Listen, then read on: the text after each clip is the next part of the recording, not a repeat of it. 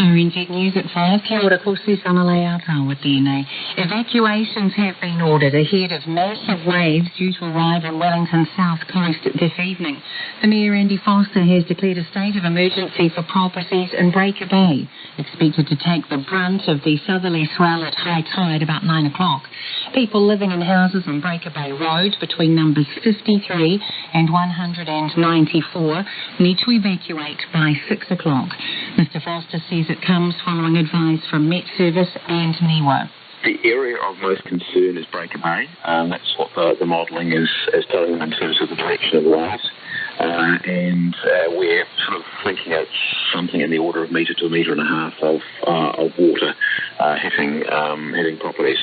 Andy Foster says other houses on the south coast will also be in for a wet night, but the wave direction means they won't be hit as badly as the swells and don't need to be evacuated. The southerly blast that brought hail, rain and snow to the South Island is easing, but motorists are still urged to take care. Most services at Queenstown, Dunedin and Invercargill airports are running as normal after a slew of delays and cancellations. Wakakotahi says just one highway, State Highway 87, from Clybourne to Outram in Otago remains closed. In Canterbury, a strong wind watch is enforced for State Highway 1 from Hines to Rakaia, State Highway 7 from Waipara to the Hanma turn-off, and State Highway 73 from Springfield to Arthur's Pass. Several local roads in Otago and Canterbury are also closed due to snow and ice. In the North Island, the Desert Road has reopened. However, heavy snow has now closed State Highway 2 between Gisborne and Wairoa with no detour. The Trans-Tasman travel bubble will resume for some parts of Australia to allow travellers to come home. From Monday, people will be able to enter New Zealand from South Australia, ACT, Tasmania and Victoria. The COVID-19 Response Minister Chris Hipkins says although the spread of COVID-19 in these parts of Australia have at this point been contained, extra measures will be put in place. We will extend requirements for those coming into New Zealand from Australia during the foreseeable future to get a pre-departure test within 72 hours of when they are leaving Australia. And of course, that test will need to show a negative test result. Chris Hipkins says to be eligible to fly, people must not have been in New South Wales, Queensland or the Northern Territory when the travel pauses came into effect. The government has also announced Wellington will move down to alert level 1 from midnight tonight after no community COVID-19 cases have been reported. The COVID response minister says additional doses of Pfizer vaccines should arrive before supplies are exhausted early next week. The country currently has just under 30,000 doses in its inventory, but another batch has been delivered today. However, vaccine numbers may drop to almost zero by next Tuesday. Chris Hipkins says another batch is due to arrive that same day, and he recognises any delays could cause a headache. The government, however, wants to ensure vaccines are used rather than sitting in storage. The man who killed the British backpacker Grace Millane has lost his bid to appeal his conviction for her murder. The Supreme Court rejected Jessie Kempson's application to take the case to the highest court after an earlier bid was also rejected. Jean Bell reports. The Supreme Court today dismissed Jessie Kempson's application for leave to appeal his conviction. The Court of Appeal had already dismissed his appeal against conviction and sentence. Kempson was sentenced to 17 years for killing Ms. Millane. His name suppression lapsed late last year. Further to our lead story, Wellington Emergency Management is asking people living in Breaker Bay to evacuate. An update a few moments ago says people in houses number 53 to 194 should leave their properties now. The next nurses' strike could be for 24 hours at the end of July if nurses agree to it in a vote. After a walkout by 30,000 nurses for 8 hours earlier this month, they're now voting on whether to stop work 3 more times between July and September. 2 of those proposals are for 24-hour strikes. District health boards say they are disappointed the nurses are voting on the matter while negotiations are ongoing. There are 2 mediation sessions this week, with the outcome of the vote expected next week. It's coming up to 5 minutes past 5. Two-time 1,500-metre medalist Nick Willis faces a nervous wait to find out if he'll get to have an Olympic swan song in Tokyo. Willis, who's competed at the past 4 Olympics, winning silver in Beijing and bronze in Rio, has narrowly missed the cut-off of the top 45 athletes for Tokyo at the end of the qualification period. But Athletics New Zealand's Scott Goodman is optimistic Willis will still get to a 5th Olympics. It's probably more precarious than we thought it might be. But in Nick's case, there's a reasonable likelihood he'll move back into the 45 because some athletes are qualified in the 800, the 5,000 metres or even the steeplechase. So we're relying on other countries in the world to declare to World Athletics where the athletes are going to be entered. And he only needs 2 athletes to move. Even if Willis misses out, New Zealand will still have a 1,500-metre runner with Sam Tanner having met the qualifying standard. World champions France have been dumped out of the European football champs. The French have been beaten in a penalty shootout by Switzerland after their round of 16 match in Bucharest finished level at 3-3 after extra time. Switzerland will play Spain in the first of the quarterfinals after the Spanish scored a 5-3 extra time win over Croatia. Armaging Metcalf will stand down as coach of the Waikato Bay of Plenty Magic netball side at the end of the season. Metcalf's been in charge since 2019, but the side finished last in the premiership last year and is on track for a repeat with just 1 win so far this season. That's the news. In the eye of the storm. The wind is the strongest at the moment. The waves, they're looking quite big. It certainly looks like it's getting worse. Wellington battens down the hatches. Likely to have an impact somewhere between last year's Field Bay event and the 2013 Audacity storm. Snow, severe gales, and huge swells. Around 50 metres just off the shore. The waves are getting to serious height and then quite late. And then the tower behind them just looks so magnificent. Walking up a storm, morning report, weekdays from 6 on RNZ National. Now the short forecast from Net Service to midnight tomorrow. Taranaki across to Taupo and Bay of Plenty northwards. Showers clearing this afternoon, becoming fine frost tomorrow morning. Gisborne to Wairarapa showers, possibly thundery tonight. Snow to 300 metres in the south, 600 metres in the north. Clearing about inland Hawke's Bay this evening. Showers clearing elsewhere for a time tomorrow. Whanganui to Wellington, including Taihape. Showers, snow to 300 metres tonight. Showers clearing tomorrow morning, returning to Wellington and Kapiti tomorrow evening. Marlborough south of Blenheim, also north Canterbury and Christchurch. Showers becoming confined to Banks Peninsula, but spreading elsewhere again tomorrow evening. Nelson, Buller, Westland and the remainder of Marlborough and Canterbury fine with frosts. Otago, Southland and Fiordland cloudy periods, isolated showers becoming widespread for a time tomorrow morning. In Chatham Islands, showers with hail easing tomorrow. RNZ National, it's 8 minutes past 5. E ho tēnā koutou katoa, no mai haere mai ki checkpoint e tēnei rā, ko Lisa Owen tēnei. A state of emergency has been declared on Wellington's south coast ahead of a big swell tonight, and people in Breaker Bay have been told to evacuate. We'll cross to our reporter there shortly. But first, it's a bit like Hotel California for guests at the Novotel Auckland Airport tonight, told they must stay beyond their mandated 14 days in MIQ because 2 others have COVID-19. The travellers who arrived from Dubai and Moscow have tested positive for the virus on their day 12 test. That means 125 guests who are due to leave must stay there until genome sequencing is back. The Ministry of Health says it's standard protocol to rule out the virus transmitting within the facility. The COVID-19 response Minister Chris Hipkins is with me now. Tēnā koe e te minita.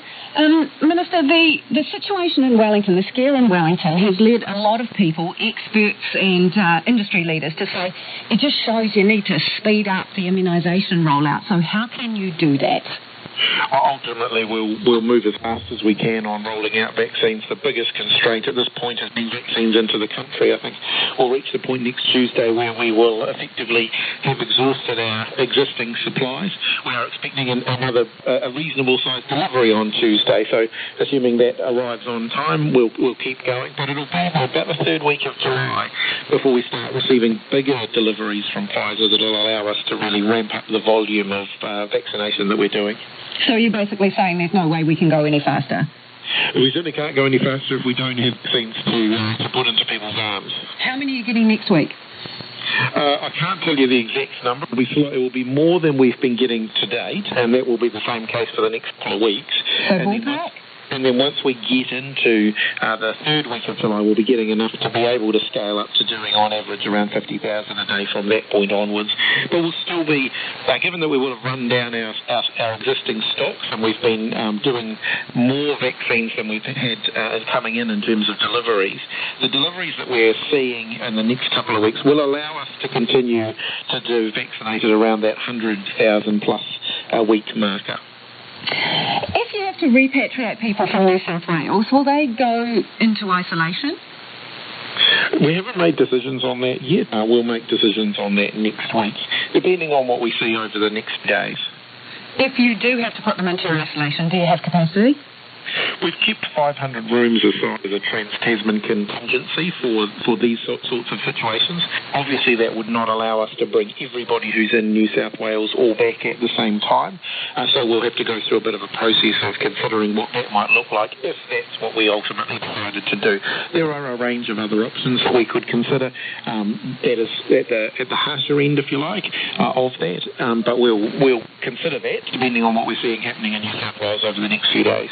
I suppose what's happened in Wellington and the pause on the Trans-Tasman bubble, it just shows how stop-start things can be, right? So how are people able to plan ahead? What is your forecasting telling you about immunisation rates and what the uptake will be by December? Look, we want to get as high as possible by December. But you must have some forecasting, Minister, in terms of what's achievable by the end of December. I know you're going to offer it to everyone, but forecasting-wise, what percentage of the population who's eligible do you think will have had it by December?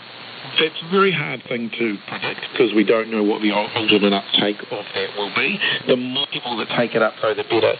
One thing that I would say at the moment, though, Lisa, is if you look at countries that have higher immunisation rates than New Zealand at this point, they are still experiencing degrees of restrictions in dealing with outbreaks. So the UK has one of the highest vaccination rates in the world, yet they are still dealing with a COVID-19 resurgence over there at the moment. So vaccination certainly helps. But it's not in itself a magical solution, certainly not until the spread of the virus around the world slows, because as long as the virus continues to speed up and its spread around the world, as long as we keep getting new mutations and therefore new variants, we're going to be continuing to face a very challenging time as a result of COVID-19. The two infections at the Novotel Auckland Hotel, have they been caught in managed isolation? That's right. The reason that there's been a bit of an extra investigation, if you like, there, is that both of these come up were detected at day 12. Now, day 12 tests are normally the test that you get to clear you, to say, yep, you're all good, you can leave at this point. We don't pick up many positive test results at day 12. And so one of the things that we always check with those day 12 tests is this someone who had COVID-19 coming in and has just been slow to incubate it, or is it that they've picked it up from somebody else in managed isolation, and therefore could there be a greater risk there? Now, where you get two cases popping up at day 12, then that obviously particularly starts to raise questions there. My understanding of the Novotel at this point is it's looking pretty good that people will still be able to leave there on schedule, but the advantage of doing the... But they're not on schedule, Minister, because they're already staying longer than their 14 days. Some people were due to leave today, weren't they? Do you have the genome sequence back, and can you tell us whether it's the Delta strain? I don't have that information, but my understanding is it's looking like those cases are not linked, and therefore they should hopefully be able to rule out in the next little while that there's been in-facility transmission, which would mean at that point people can leave. This is one of the reasons why we now cohort in managed isolation. So people all arrive in a block, they stay for the full 14 days, and then they effectively leave as a block. Previously, one of the challenges would be if you did pick up any instances or any potential risk around in-facility transmission, you might have to go back and find people who had left the facility during that time. The way we do cohorting now, we don't have to. We may have to hold people an extra day or two, but generally we can keep New Zealanders much safer through this approach. In terms of MIQ, the Grand Mercure and the Grand Millennium, they were having upgrades done to them. Are they back online yet, the hotels? The Grand Millennium came back online yesterday. It's received its first cohort. That was the Grand Mercure. I think the Grand Millennium is not quite yet back online. There's still a bit more work being done there.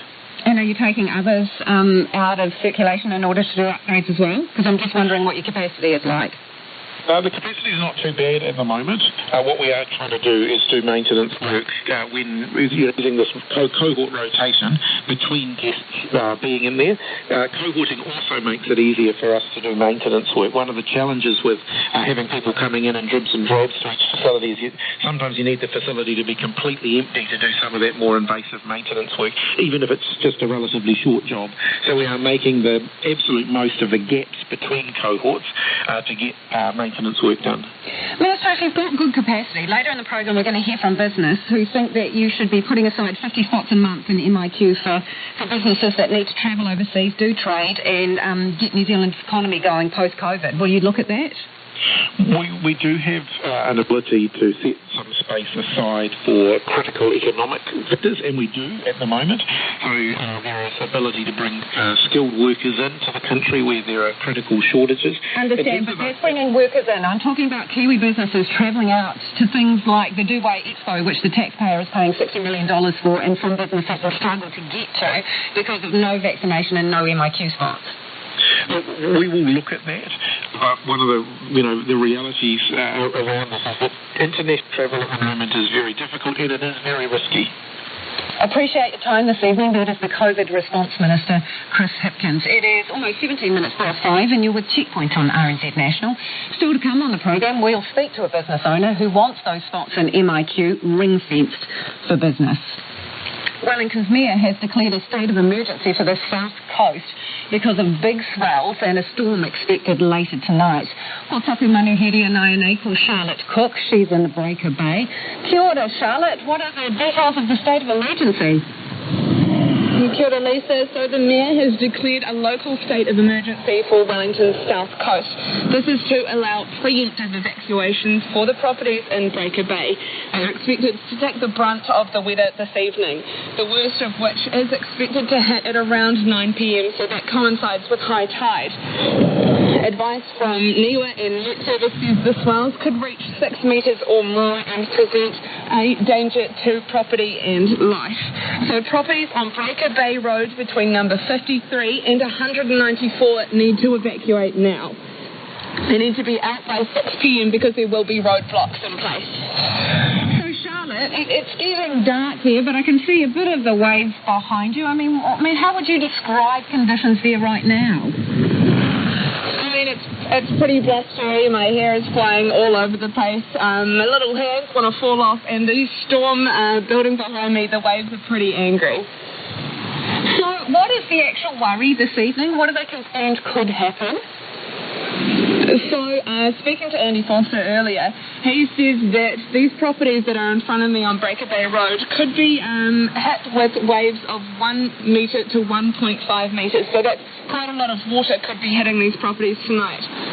And that's purely because of the wave direction coming off the Cook Strait. But, you know, there are wider warnings for the south coast of the North Island. The advices if your house has been hit by swells or storms before, you should have a grab bag ready to go or, stay at a friend's house tonight. But on the upside, things are looking to get a little better tomorrow. Can you bring us up to speed with the road closures as well around? Yeah, of course. So the Desert Road has been closed for most of the day, but is now open. State Highway to Gisborne to Wairoa is closed for snow and ice. There is no detour available, so delay your travel through there. In the same area, drivers are asked to take care on State Highway to Waiaweka Gorge. There's icy conditions through there. State Highway to Rimataka Hill is open with snowfall, so take care. And some local roads through Wellington are flooded. But please check NZTA Journey Planner before taking anywhere out, leaving the house tonight. Thanks, Charlotte. That is Charlotte Cook in Breaker Bay battling the wind there and some little cold hands too. A polar blast has brought wild weather to much of the country today. Snowfall from the bottom of Te Waipuna and Punamu to central parts of Te Ika and Maui have caused massive disruption. Our reporter Timothy Brown and cameraman Nathan McKinnon braved the wintry conditions in the south. Residents in the Whakatipu Basin awoke to find backyards looking more like groomed ski fields. The grit trucks and snowplows hit the roads early around about the time news was spreading that the area's schools were closed. But for these Arrowtown kids, no school was no problem. So what do you make of the snowball? I love it. It's fun. Even though Arrowtown Primary School was closed, they got to school early and spent the morning making a snowman. It also took little convincing for Emma Chalmers to take the day off work when her boss offered the chance. She took her 7-year-old Dexter and 3-year-old Elijah down to the school to join in the fun. And my little one's eating snow over there, so... no, I definitely was happy to just take the day and just have fun. Quality time that you don't really get in this memories. Nia Thomas got a late wake-up call this morning, but the 8-year-old's panic soon turned to joy. This girl woke me up and she was just like, Nia, it's 8:30, Nia, it's 8:30. And I was like, am I ready for school? But she's just like, no, it's a snow day. But it wasn't just locals out enjoying the snow day. The Kudanara sisters got to experience snow for the first time. Where do you guys come from? Sydney. Just in time. They shut the door after us. Their travel plans are up in the air, but they're not too worried about getting to stay in the cold conditions. It's incredible. It's amazing. I love it. I love throwing snowballs at them. I had a lot of fun playing in the snow this morning, making snowballs, having snowball fights. And making a snow woman. Sophie and Hayley Bandera are from Brisbane. The teenagers are also not too worried about having to get home. This is the most snow we've seen in our lives. It's great. What do you make of it? It's so good. Yeah, I love it. I want to live here forever. I'll live here. But it's not all fun, with the white stuff causing plenty of headaches for travellers. I'm here at the top of the Crown Range, where heavy snowfall has made road conditions that were dangerous yesterday outright treacherous today. Snow has blanketed much of the district, closing schools and leading the council to advise motorists to carry chains. And those headaches are also being felt elsewhere. The icy storm reached to Ikamawi last night and has carried on throughout the day. Wellingtonians fell asleep to hail and lightning and woke to a freezing southerly and enormous swells on the south coast. The perilously choppy ocean even drew in sightseers. It's a very special place. You've been down here in all sorts of weather and it's calm, it's lovely, but it's pretty awesome when you can see this sort of stuff. Yeah. Can't see anywhere else. So I come from the Waikato and you can see it up there. It's well at the moment, but It's nature at its best, isn't it? No, it's great. Well, I live in Wellington and I missed it during lockdown last year. I saw the pictures on Instagram. And so I thought I'd come and see it for myself this time. Yeah. It is amazing. Yeah. But scary. For those right on the coastline, the weather is less an attraction and much more of a concern. It was only last year when huge swells swept over the seawall at Orfeo Bay, flooding the road, damaging several houses and sending one person to hospital. This time around, thanks to a new wave warning system set up in the wake of that storm, they're much more prepared. It is 23 minutes past 5. Kia amo tonu mai. You're listening to Checkpoint on RNZ National. Do let us know what the weather is like at your place. Even send us a pic if you've got a bit of snow out there. You can text us on 2101. Tweet us at Checkpoint RNZ or email checkpoint@rnz.co.nz. The government needs to ring-fence spots for business in MIQ and look at shortening isolation for fully vaccinated people if it wants to grow the post-COVID economy, according to one business leader. Christchurch-based firm NSEC employs about 70 people to design and manufacture high-end medical instruments for the global orthopaedic market. The company would normally send a team to what it believes are vital trade shows in the United States. The last one it went to resulted in a 25% jump in annual turnover. But NSEC boss Ian McMillan says a lack of dedicated business spots in MIQ is costing companies millions, and he explains why they can't just make deals over Zoom. The medical device business is really heavily based on relationships. It still maintains that way, and the US market, as it recovers from COVID, is really trying to remake those human connections they've been starved of for the last year. And obviously, it leads to great business opportunities. It's where we cement deals. We don't aim to sell at that trade show, but it's where we create opportunities and cement deals that are going to lead to really good revenues in the following years. So what's the handbrake here? Why can't you go? Essentially, we can get into the US as returning to New Zealand. So what we're trying to do is obviously ensure that our really reduced travelling team, once they go offshore and they do what they need to do to create drive and opportunities for the business, that they can return back to New Zealand safely. And right now, we simply cannot get into MRQ spots for the entire return. So nothing? So nothing. So at the moment, the MRQ portal is basically fully booked through Shortwave. People will want to know this. How much effort are you actually putting into trying to get an MIQ spot? Because we're told just sit at the computer and hit the refresh button. That's what we're told, is about sit at the computer and put the refresh button. There's two of us who put a concerted effort into doing that every day. And we have been doing that for weeks at a time. It is actually quite the time sponge, and obviously people are doing that or aren't doing business as normal, it becomes quite a distraction. So Ian, just so I've got this clear in my head, couple of you, two of you workers, are pushing the refresh button for a couple of hours a day, and you have been doing that for a couple of weeks in order to try and get an MIQ spot. Yeah, and look, you can't really predict when a spot's going to pop up, so obviously we have a business to run the rest of the time, so we aim to do it at a point in the day when we know we've got a gap.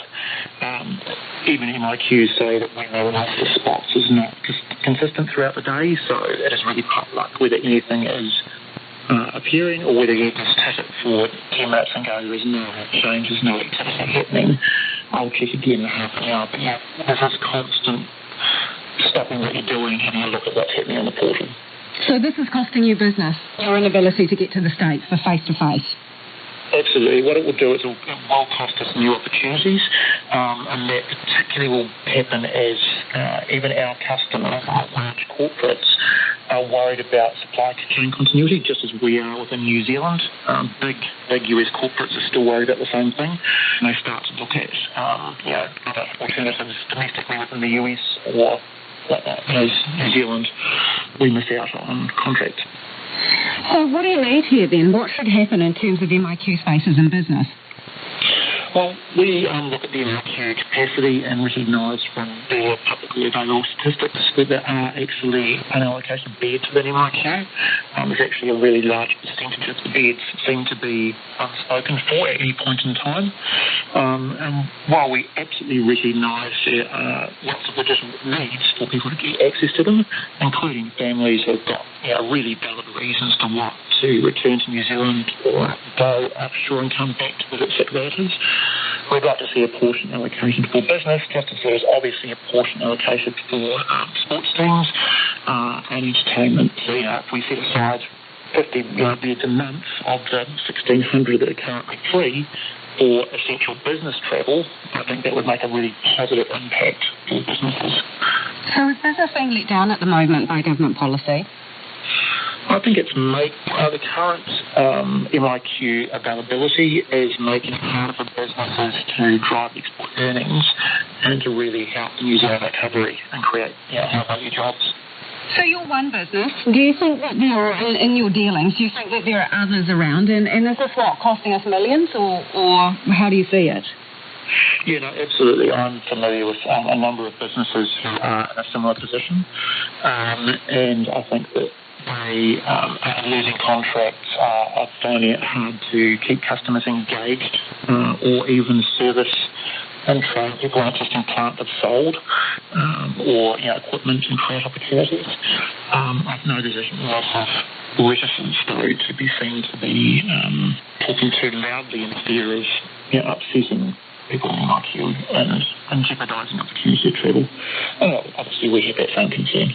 Your staff are vaccinated, though, right? Because they work in hospital settings where they're around vulnerable people, even in operating theatres. So do you think they should have to go into MIQ at all because they're fully vaccinated? Yeah, look, I think that all the science says that while you're vaccinated, you can still be transmitting. We've seen that very recently with this Australian traveller who came to Wellington where they were vaccinated but were still clearly able to carry and transmit COVID.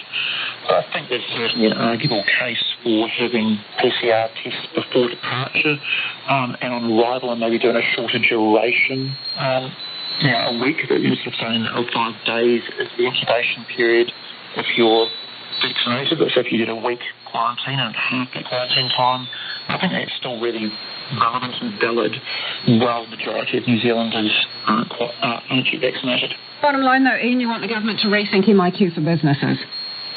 Yeah, we'd like to see a fair allocation for business, just as there obviously is an allocation to a sports team or cultural groups such as the Lion King. Ian McMillan there, and humai o whakaaro, no reira ane nā kaupapa mo te hōtaka nei. We're talking managed isolation. Should there be ring-fenced spots for business in MIQ?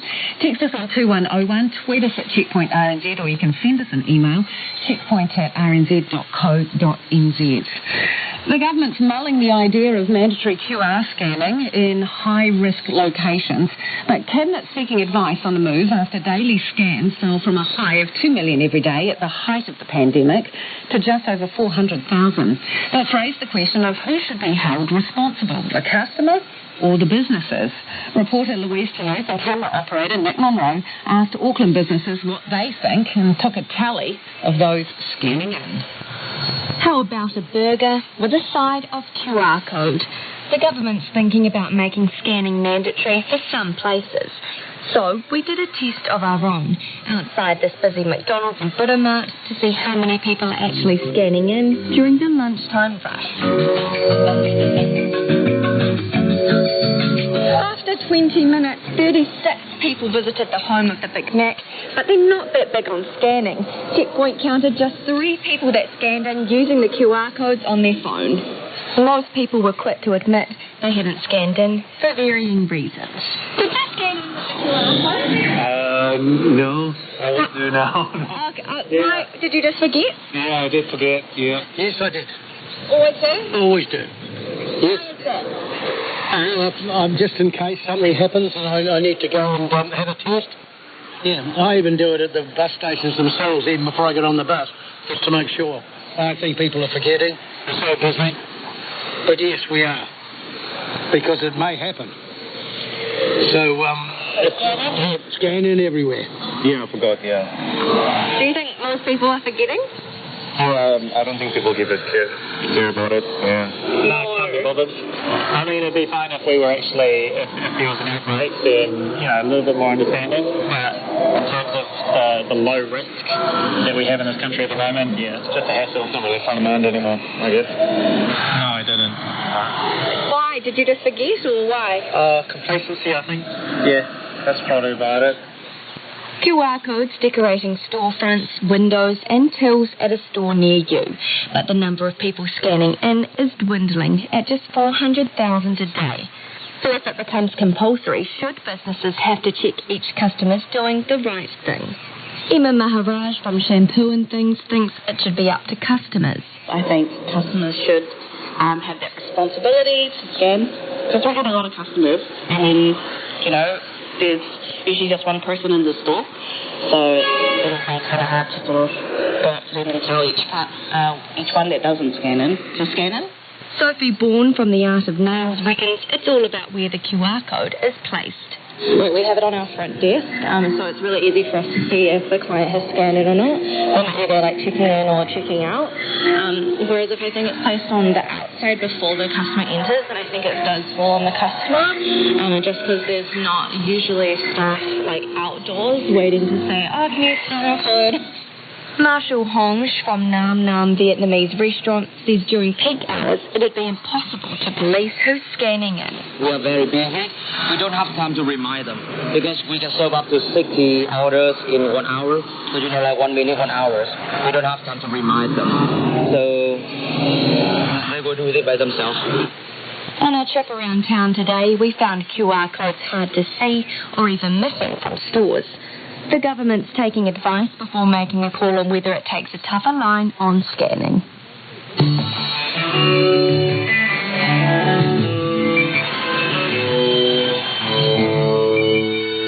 Kia ora, e te iwi e haere Takinei checkpoint, an investigation's underway after a leaked video shows a boy being tackled and put into a headlock at an Oranga Tamariki care facility.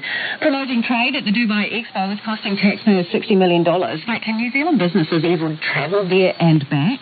And how long can National MP Todd Muller hold on to his job? Homai Orfakado, love to hear from you about anything you've heard on the program tonight. You can get in touch by texting us on 2101, tweet us at Checkpoint RNZ, or the email address is checkpoint@rnz.co.nz.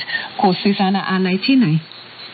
The government expects to be able to do 50,000 COVID vaccinations a day from July when the supply increases towards the end of next month. The COVID Response Minister Chris Hipkins told Checkpoint the government's biggest constraint for rolling out the vaccination program remains supply. It expects a large shipment in the third week of July, by which time they hope to scale up the program. The government currently has just under 30,000 doses in its inventory. Another batch has been delivered today, but vaccine numbers may drop to almost zero by next Tuesday. Wellington's South Coast is on high alert this evening, with the Mayor ordering an emergency evacuation for the suburb of Breaker Bay. The city's Mayor, Andy Foster, says the suburb is expected to take the brunt of a southerly swell at high tide at about 9 o'clock tonight. RNZ's Charlotte Cook told the program that conditions were getting increasingly stormy in the area. She says people have been ordered to leave their homes before 6 o'clock and roadblocks will be in place after that. Meanwhile, the polar blast that brought hail, rain and snow to the South Island is easing, although motorists are still urged to take care. Most services at Queenstown, Dunedin and Invercargill airports are running as normal after a slew of delays and cancellations. Waka Kotahi says just one highway, State Highway 87, from Kyburn to Outram in Otago, remains closed. The Supreme Court has rejected an application by the killer of backpacker Grace Millane to take the case to the highest court. Jesse Kempson was found guilty of murdering Ms Millane and is sentenced to life imprisonment with a minimum term of 17 years. The Children's Commissioner wants the police to investigate an incident at an Oranga Tamariki care facility in which he says excessive force appears to have been used on young people. Those are the latest news headlines on RNZ National. Our next news and weather update is at 6. Kia ora rā, Susana. No mai hoki mai, you're with Checkpoint. Ki te mihi mo te whakarongo mai. Ko taku manuhiri anaine, ko Nona Peltier joins us now with business news. We're starting off with Sky TV, Nona. So it's got a low share price and it reckons it's attracting merger and takeover interest. Yeah, so the company gave an investor presentation this morning, 3 hours long, said a lot of interesting things, and then topped it off at the very end by suggesting that they had been receiving a number of proposals, takeovers, partnerships, that type of thing, and linked that directly to their share price, which closed today at 17, just a little over 17 cents. Now, some investors might remember the old days when, not such a long time ago, Sky Television's share price was much closer to, say, $4. And, that wasn't that many years ago. And in those days, they were talking about a merger with Vodafone, because they were looking to partner back then. Well, they've had to go their own way because that was knocked back by the Commerce Commission and eventually completely abandoned. But they're still doing partnerships, and they have a much leaner business now. They've done a lot of cutbacks on operations and so on, and they've got a plan, an action plan, which they were really happy to share with investors today. So one of the things they're going to be doing is bringing in a new Skybox that's going to be introduced from the middle of next year, and that's going to combine both satellite and digital, and it will have a number of features. For example, voice-activated remote control. So, for people who love those whizzy, wonderful things, they're going to be delighted with some of the things that Sky's coming out with. How much it's going to cost, we don't know, because Sky hasn't said. However, the chief executive said the company has been challenged quite a lot recently with big changes in digital entertainment and so on. And this is what she had to say. Our sector in our business has had a challenging time, and the consolidation of major studios will continue to impact the availability of entertainment rights in our market. And we have faced rights cost inflation in both sport and entertainment in the last 24 months. The question to ask is, can Sky navigate a path to a profitable, sustainable outlook given these challenges? And our answer is a resolute yes. And, of course, Sky also reaffirmed its profit guidance They're saying it's expecting it to come out at the top end of the guidance they gave us in February, and maybe even possibly exceeding that. Okay, the other thing talking about today is free trade deals, and the country needs to start thinking about and pursuing them, according to a new report. So obviously, Trade Minister's off trying to do that exactly now. He's got a job to do, right? Yeah, so here's a report to go with it. Yeah. And it's a report by the International Business Forum. And what they found was that New Zealand has, kind of come to the end of a number of these trade agreements that they've had, with all the variations now with the United States and China and then the EU and the Britain with the Brexit and so on. So it's time now to really review where we're at. And they're basically saying that, we have preferential access to 40% of the world's trade. 40%. And they're suggesting that we could do a lot better, and came up with a list of 22 countries that they thought New Zealand could build free trade agreements with. For example, Switzerland and Norway. And what about Morocco or Israel and Turkey? Or how about some of these developing countries, South Africa, Ghana, Brazil, Iran, Africa, Central and South America, the Caribbean, and other parts of Asia. So they're saying that there should be a list. We should be working on it comprehensively, but that exporters should also be thinking about their own lists, so different countries that perhaps they could develop. Anyways, it's an issue because things have kind of slowed down with world trade, free trade agreements. Certainly we don't have a free trade agreement with India, which is one of the fastest growing economies, or the United States, which is the world's biggest. So there you go. What are the markets showing us today? We did really well today compared to the rest of the region, which is in a holding pattern pending the release of some labor market data later this week by the United States. There is some concern that inflation is tracking far higher than central banks were expecting, which is fueling those inflation fears, interest rate hikes, and so on. That's given the market some pause, but never mind. We ended up 0.3% today. That's a 36-point gain to 12,640. In Australia, they're dropped down there. I guess the world is a little bit worried about COVID issues emerging in a lot of countries, including Australia. And the dollar is trading at 70.2, U.S. cents, which is about where it's been recently, and 93 Australian and 50.7 British pence. Kia ora, Nona. The government is demanding answers over a video showing a boy being tackled and put into a headlock at an Oranga Tamariki care facility. It was leaked to the media. The website Newsroom this morning published footage taken at a care and protection unit which looks after young people with high needs who can't live with family. Oranga Tamariki says it's deeply concerned with what the video shows and has launched its own investigation, while the Children's Commissioner wants the facilities scrapped entirely. Nita Blake-Person filed this report. Wow. It looked to me like the young boy probably gave them a bit of lip and the staff member threw him to the ground. That could have caused another back injury or head injury.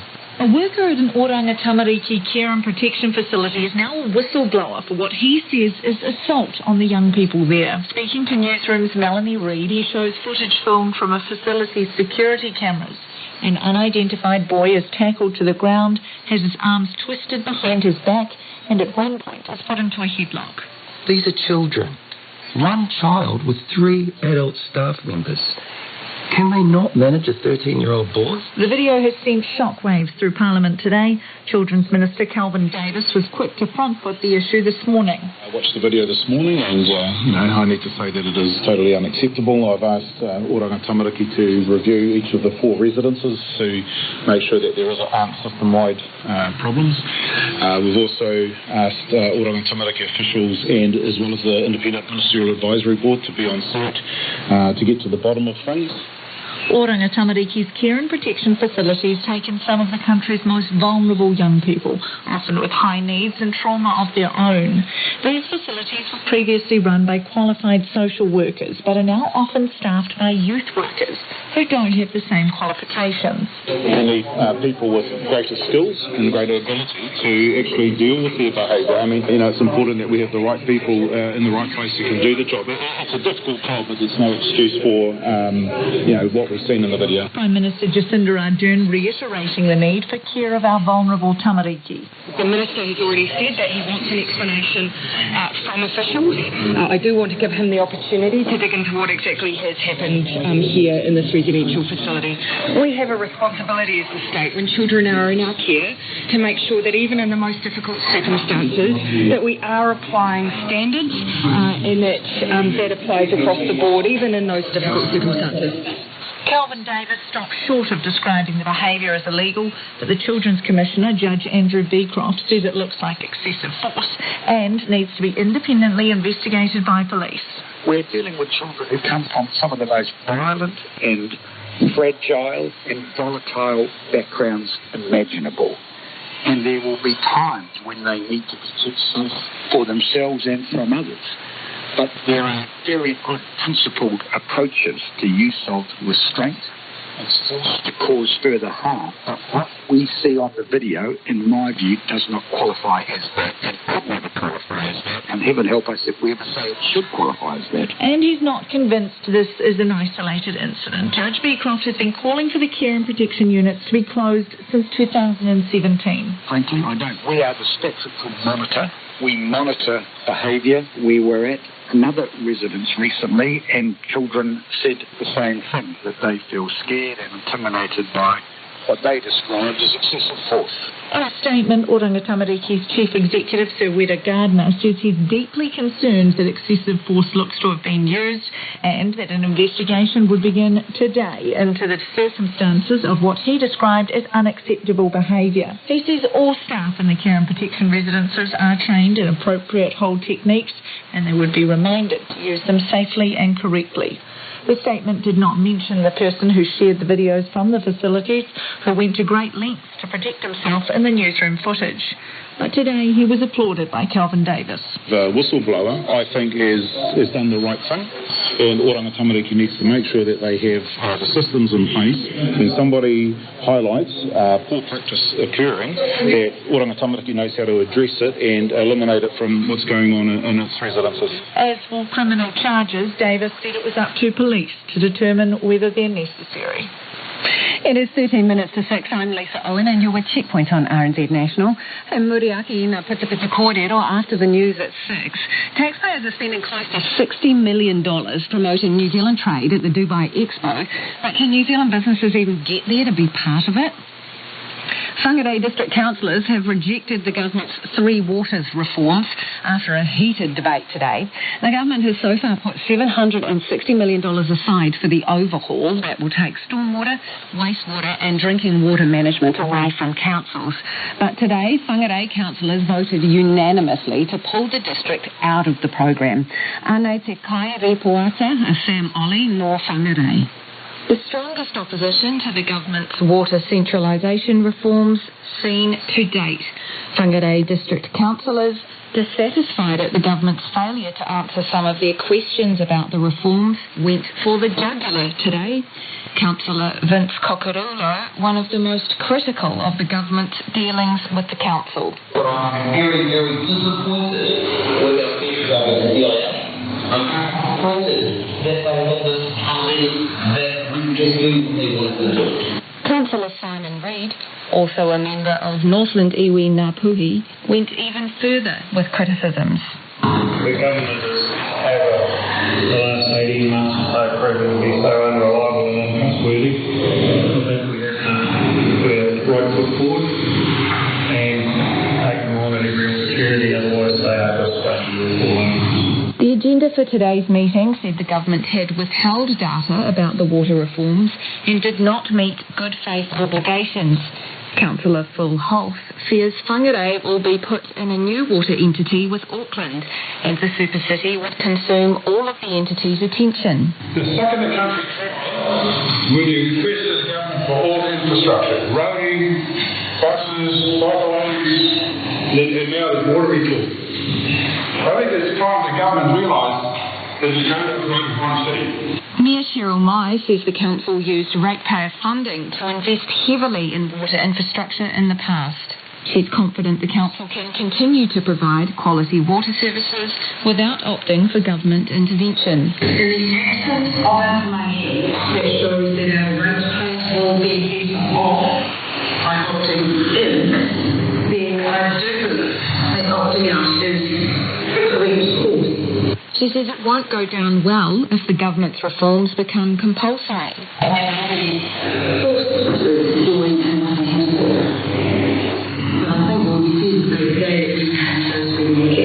Local Government New Zealand President Stuart Cosby isn't surprised by the decision. A provisional decision made by the council is appropriate until they get further information. We're very much aware a lot more information will soon be released. More information on the reforms will be made public tomorrow, with further clarification expected next month. In a statement, the Department of Internal Affairs says the public will be able to access modelling showing all communities will benefit from the water reforms. Local Government Minister Nanaia Mahuta thought the Whangarei District Council was going to defer a decision on the water overhaul to avoid making a call prematurely. Now the council's made the move anyway, the minister has not responded to a request for comment. A substantial amount of sensitive Waikato DHB data has been released online. The documents, which contain both staff and patient information, have been posted on the dark web following last month's ransomware attack that crippled 5 hospitals' IT systems. Kate Gregan reports. The information posted online is extensive and incredibly private. IT security expert Daniel Ayres has looked at the file structure without viewing personal information and confirms the data is legitimate. Management reports, financials, information on staff, payroll, patient records, patient photographs, information on COVID, information on deaths, correspondence, quite a wide range of information. Andrew Little is the Minister of Health and is also responsible for the GCSB. He doesn't know how many people have been caught up in this, but says Waikato DHB are working on it. The District Council tells me they have a proactive program in place to contact people whose identities have been revealed, and I can tell them that their privacy has been breached. He says at this point there is very little they can do. We know that once data is exfiltrated in the way that it is in this case, you lose control of it. The best thing that the DHB can do is to contact people once they know that their privacy has been breached. The Director General of Health has upset it's come to this. I just think it's completely disappointing that someone would do this with private information, and the fault lies with the perpetrators. And I'm shocked and disappointed that they would leak private information about staff and patients. It's such an important part of maintaining trust and confidence in our public health system. But Ashley Bloomfield says other DHBs are working hard to ensure they won't suffer the same data breach. All DHBs are incredibly focused on making sure that all that private information that they have is secure. The website the information has been published on contains links to sensitive information from 7 other organisations. Daniel Ayres says the site appears to include the name of the group responsible. It has been 6 weeks since the data was stolen in the cyber attack. Mr. Ayres says the group publishing the information now is an act of retaliation. Well, their business model, and it is a business, a criminal business, is to extort people into paying money on 2 bases, and this is called double extortion. One, we have encrypted all of your data, give us money to get your data back. 2, I've stolen your data, give us money, otherwise we will release it. And so by releasing it, they are making good on that threat and creating the motivation for people to pay up in the future. The DHB hasn't revealed how much money the attackers wanted, but Daniel Ayres says despite the information being published, the DHB did the right thing by not paying the ransom. I don't think paying ransoms is a realistic solution. The problem with criminals is you can't trust them, so there's no guarantee if you pay the ransom that they're not going to leak your data anyway.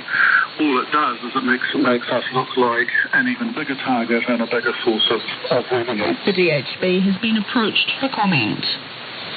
Parts of Queensland will go into a 3-day snap lockdown starting tonight after 2 new local cases have been detected. The lockdown comes in the first week of school holidays there, but the Premier says the risk is real and the only option is to act quickly. World Watch's Paulina Lau has the details. We need to act quickly, we need to go hard, we need to go fast. I know we're in the middle of school holidays and I know people have made plans, but we've just got to do this. A 3-day snap lockdown for several parts of Queensland starting 6 p.m. local time tonight. Southeast Queensland, Townsville City, Palm Island and Magnetic Island will go into lockdown. It follows 2 new local cases, including a 19-year-old receptionist near a COVID ward at a hospital. She was tested yesterday and the positive result has come through. Now, one of her close friends is sick, they're getting tested, and 2 of her family members are sick and they are getting tested. And despite the health directives that she should have been vaccinated, she was not. And let me say, I'm absolutely furious about this. We need to make sure that we are getting our population vaccinated. It's not yet known what strain of COVID the new patient has. Queensland Premier Anastasia Palaszczuk says acting quickly, going hard and fast is the only option. She also wants Prime Minister Scott Morrison to reduce overseas arrivals. Hotel quarantine is just not the answer. We need a massive reduction in overseas arrivals because the overseas arrivals are bringing in these contagious strains.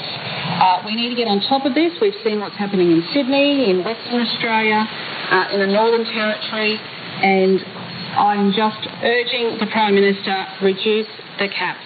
Queensland's Deputy Premier Stephen Miles says the state will be dramatically cutting the numbers of travellers allowed to return to Queensland. These are putting our community at an unacceptable risk, especially with these new strains which have proven they cannot be contained by hotel quarantine. Western Australia has reinstated a hard border with Queensland, requiring an exemption to enter.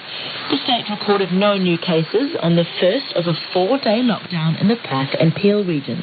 In New South Wales, another 19 new local cases have been detected amid Greater Sydney's 2-week lockdown. 17 of the cases are linked to the existing Bondi cluster, while 2 are being investigated. Darwin in the Northern Territory has recorded another 2 local cases, bringing the Central Australian mine outbreak to 9. A question mark hangs over former National leader Todd Muller as his successor Judith Collins, saying his political future is in the hands of the caucus.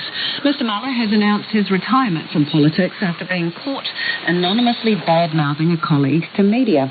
But he plans to stay on in Parliament until the next election. But does Judith Collins want him gone now? Here's our Deputy Political Editor, Craig McCulloch. The National Caucus has been through this many times. Its MPs know the lines by heart. We don't talk about what happens in caucus. I don't talk about caucus meetings. What happens in caucus stays in caucus. Anything that happens in caucus stays in caucus. The thing is, of course, it doesn't. Far from it. MPs have been spilling the beans to media ever since last year's crushing election loss. Judith Collins wants it over. Every time that there's a story about a leak, it's a story that's not about the things that matter. And she's not about to let it go quietly. Last Tuesday, she confronted her predecessor, Todd Muller, with claims he'd spoken anonymously to the media, bad-mouthing a colleague. He did so in front of another MP, Barbara Kuriger, who dobbed him in. I'm not talking about caucus matters. It is a caucus matter. It's a matter for caucus, and that's all I have to say. All she has to say now. Her information prompted a late-night caucus meeting where Judith Collins delivered Todd Muller an ultimatum.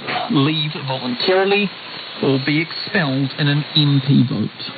He chose to retire at the next election. People should know I don't threaten. The punishment is a...